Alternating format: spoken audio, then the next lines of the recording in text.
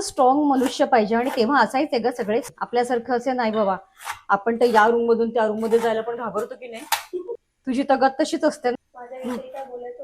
अरे तू तसं नाही ग. पण आताची मुलं अशी घाबरतात, या रूम मधून त्या रूम मध्ये जायला पण घाबरतात. त्यांना सगळ्यांना लाईट पाहिजेत. पूर्वीच्या काळी लाईट्स पण नव्हते ना गावागावातनं, कंदिलावरती काम चालायचं. बरे हे तर निघाले होते एका गावावरून दुसऱ्या गावाला, कळलं का. अचानक त्यांच्या मानेवरचं जे काय जोखड होतं, ते कोकरू होतं, ते गायब.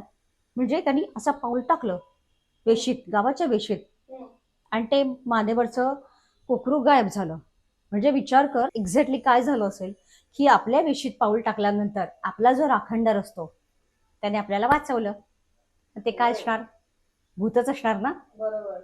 त्यांना घाबरवायला आलं होतं, पण ते एवढे खमके होते ना, ते बिलकुल घाबरले नाहीत या गोष्टींना. तेव्हा आपापलं असंच चालायचं बिंदास चांदण्यामध्ये. हा, जसं चांदोबा असला तर बरं, म्हणजे पौर्णिमा असेल, पौर्णिमेच्या नंतरचा प्रवास वगैरे तर ओके. पण अमावास्येला वगैरे तर बापरे डेंजर. ते आम्हाला असे गोष्टी सांगायचे ना, तर आम्ही एकमेकांना असे चिटकून बिलगून बसायचो ना, आधीच गोष्ट सुरू व्हायच्या आधीच बसायचो तसं, की हे काय सांगतील आणि काय नाही, मग आपल्याला कशी भीती वाटेल आणि काय.